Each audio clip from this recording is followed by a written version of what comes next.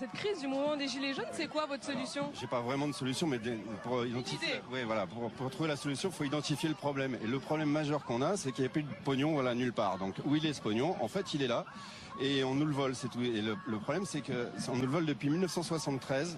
C'est la loi Pompidou-Giscard qui était fait passer par Giscard, qui était ministre de Pompidou à l'époque, qui permet en fait au gouvernement d'emprunter à des banques privées plutôt qu'à l'époque à la Banque de France qui faisait tout à taux zéro.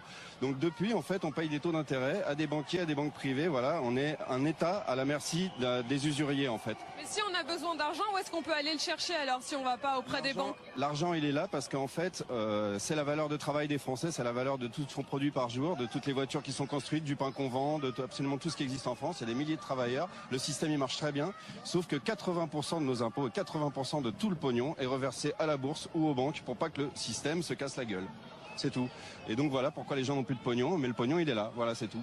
Et il faut arrêter avec l'ISF, faut arrêter avec tout ça, faut faire venir les riches, faut que les investisseurs puissent investir, voilà. Mais la vraie information, on ne la donne pas, c'est qu'effectivement on est mis à genoux par des usuriers dans ce pays, c'est tout. Le rétablissement de l'impôt sur la fortune, ça suffit pas selon vous? C'est des miettes. C'est des miettes, ça représente quelques millions d'euros, alors que là, je parle de milliards d'euros, Mais le problème, il est aussi qu'il est international. C'est-à-dire que ça fait plus de 100 ans que les États-Unis vivent la même chose, parce qu'ils ont emprunté à des banques privées. Depuis, les banques privées sont pas parties. C'est la JP Morgan, c'est Rockefeller, c'est tout ça. Ça s'appelle la Banque Réserve fédérale des États-Unis, le gouvernement fédéral.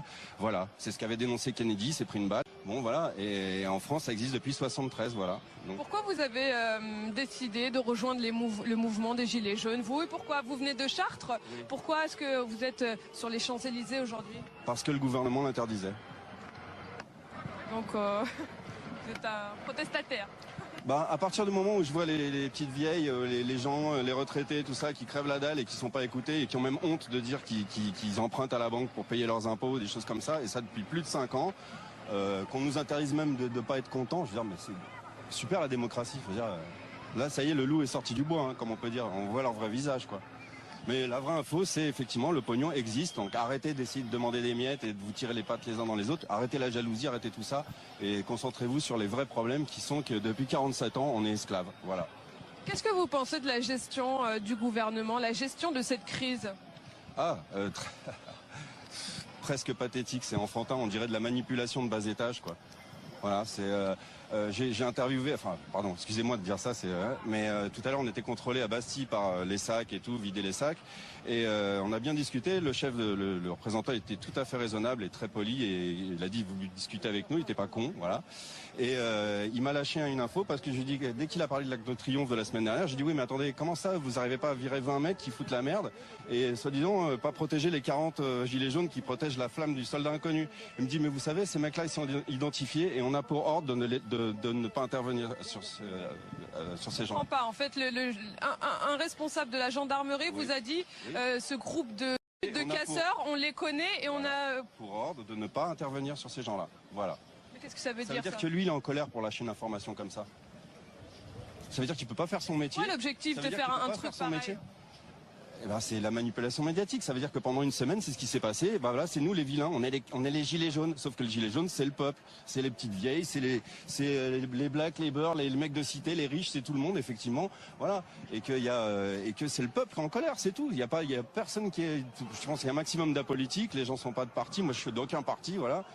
Et les gens en ont marre, c'est tout. Donc effectivement.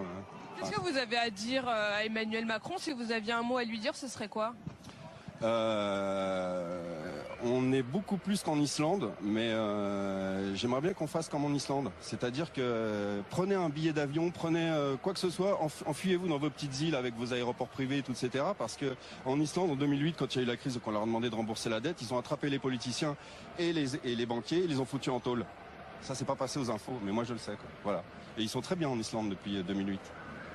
Voilà. C'est-à-dire que moi, ce que je dirais à Macron, c'est où tu es raisonnable et tu enlèves cette dette, voilà. Tu arrêtes ça, tu arrêtes de mettre à genoux un peuple. Sauf qu'il vient de la Rothschild. Alors évidemment, il a pas envie de se prendre une balle, j'imagine. Donc, je dirais à Macron, fuis, voilà.